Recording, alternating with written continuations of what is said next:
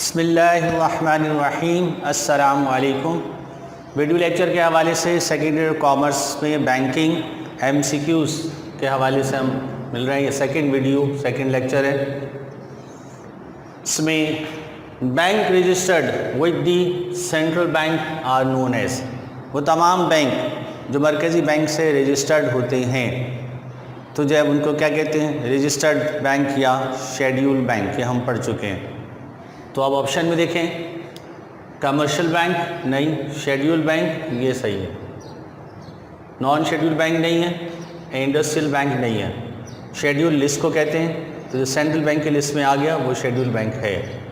Second, the bank which comes into existence under the legislative assembly is known as, वो banks जो assembly के खुसूसी order पर बनाए जाते हैं, हम पढ़ चुके हैं, उनको स्टेचुरी बैंक कहते हैं, स्टेचुरी बैंक। तो ऑप्शन की तरफ आते हैं। प्राइवेट बैंक नहीं है, पब्लिक बैंक भी नहीं है, स्टेचुरी बैंक ये है, पार्टनरशिप बैंक ये भी नहीं है। ऑल्ट्रेशन इन द चेक में किसी भी किस्म की तब्दीली कैन बी साइन बाय, किसको साइन करने होंगे, जिसने चेक बनाया है वही करेगा, यानी अकाउंट होल्डर चेक लिखता है, ड्रॉयर, तो ड्रॉयर इसका जो है जवाब है। तो ऑप्शन में देखते हैं, alteration in the cheque can be sign by bank manager नहीं, पे नहीं, ड्रॉयर ये सही है, एंडोर्सर नहीं। फिर next, credit control is the specific function of the, पूरी इकनॉमी को कंट्रोल करना, मनी के एतबार से, मॉनेटरी के यूनिट के एतबार से, क्रेडिट के हिसाब से, क्रेडिट मनी के एतबार से, ये मकसद ही स्टेट बैंक ऑफ पाकिस्तान में यानी सेंट्रल बैंक। तो सेंट्रल बैंक का ये काम है क्रेडिट कंट्रोल करना, इसकी ख़ास फंक्शन है। तो जो है वो credit control is the specific function of the commercial bank नहीं, सेंट्रल बैंक ये ऑप्शन सही है, इंडस्ट्रियल बैंक नहीं है, एग्रीकल्चर बैंक नहीं है।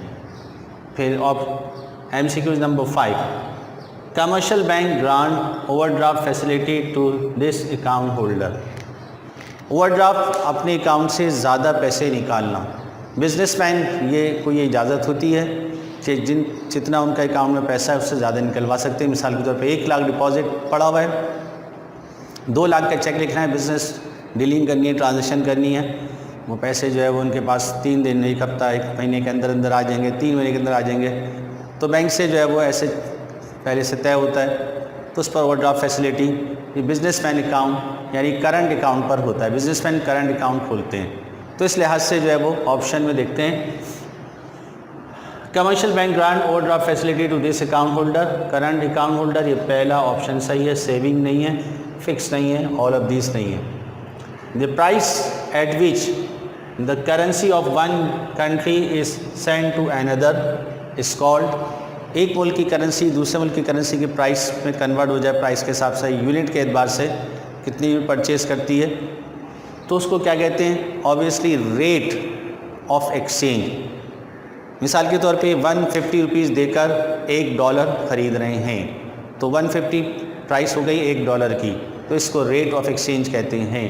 तो ये हम पढ़ चुके हैं। The price at which the currency of one country is send to another is called transfer of money नहीं, डिमांड ड्राफ्ट नहीं, फॉरेन एक्सचेंज नहीं, रेट ऑफ एक्सचेंज ये ऑप्शन सही है। फिर next, the instrument drawn by a bank on itself is, ऐसा जो है वो क्रेडिट आला इंस्ट्रूमेंट, आला एतबारी जो बैंक अपने ऊपर ही जारी करता है उसको क्या कहते हैं। तो आइए ऑप्शन में देखते हैं।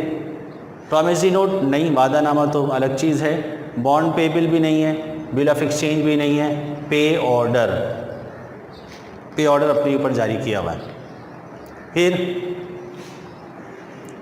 Central bank rediscount bill of commercial bank at the, तो commercial bank, central bank, commercial bank के जितने भी जो है वो बिल ऑफ एक्सचेंज हैं जो पहले डिस्काउंट हो चुके हैं, सेंट्रल बैंक उसको रीडिस्काउंट करता है, उस पर रेट ऑफ इंटरेस्ट लेता है, वो जो है वो बैंक रेट कहलाता है, बैंक का तय करदा रेट। तो आइए देखते हैं ऑप्शन में, central bank discount bill commercial bank at the commission rate नहीं है, प्रॉफिट रेट नहीं है, एक्सचेंज रेट नहीं है, बैंक रेट, ये चौथा ऑप्शन ये सही है। एन इशूड चेक, ऐसा चेक जो जारी किया जा चुका है, that can not be cash, वो कैश नहीं होगा। एट द काउंटर यानी बैंक काउंटर पे वो कैश नहीं होगा। तो ऐसा चेक क्या होगा? क्रॉस चेक है जिसमें 2 पैरेलल लाइन खींची हुई हैं, उसके अंदर कुछ लिखा हो या लिखा हो, ऐसे चेक जो है क्रॉस चेक कहलाते हैं। लिहाजा ये क्रॉस चेक इसका ऑप्शन सही हो सकता है। ओपन चेक नहीं, ऑर्डर चेक नहीं, क्रॉस चेक ये सही है, मार्क चेक भी नहीं है। The amount of bank is written in between the two parallel, the name of bank is written in between 2 parallel on cheque is called, किसी cheque पर top corner पे 2 straight line मुतवाज़ी खींचकर उसके अंदर किसी बैंक का नाम लिख दिया जाए तो इसको हम जानते हैं कि इसको क्रॉसिंग कहते हैं। अगर सिंपल है, ओपन है, तो जो है वो जनरल क्रॉसिंग, इसके अंदर किसी ख़ास बैंक का नाम लिख दिया जाए तो स्पेशल क्रॉसिंग होती है। तो इसका जो जवाब स्पेशल क्रॉसिंग, पहला ही ऑप्शन ये सही है। जनरल क्रॉसिंग नहीं है, जो सिक्योर्ड क्रॉसिंग नहीं है, नन ऑफ दिस ये नहीं। These are not ancestor of the early bank, bank को वजूद में लाने वाले, बैंक की इब्तिदा करने वाले, बैंक के ओरिजिन में जो है कौन शामिल नहीं है? गोल्ड स्मिथ ये तो शामिल हैं, इब्तिदा में इन्होंने कर्ज़े दिए। मर्चेंट भी शामिल है, मनी लेंडर भी शामिल है। इंडस्ट्रियलिस्ट ये शामिल नहीं है, ये इसका ऑप्शन सही है।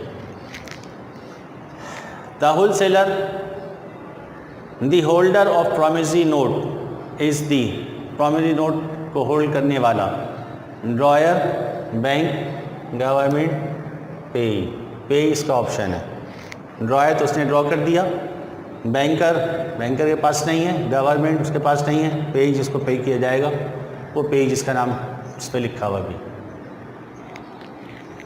दी इंस्ट्रूमेंट पेएबल ऑन डिमांड, ऐसा इंस्ट्रूमेंट जो ऑन डिमांड पर पेमेंट हो टू द बैंक, तो वो क्या है? वो चेक होता है।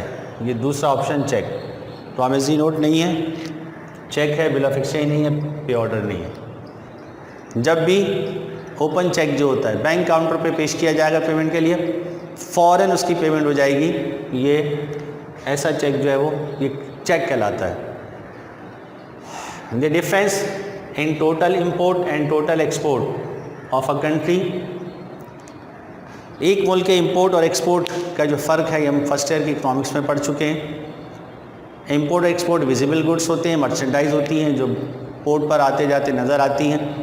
तो विजिबल आइटम जिसमें शामिल हों वो तो बैलेंस ऑफ ट्रेड है, जिसमें विजिबल और इनविजिबल दोनों शामिल हों वो बैलेंस ऑफ पेमेंट है।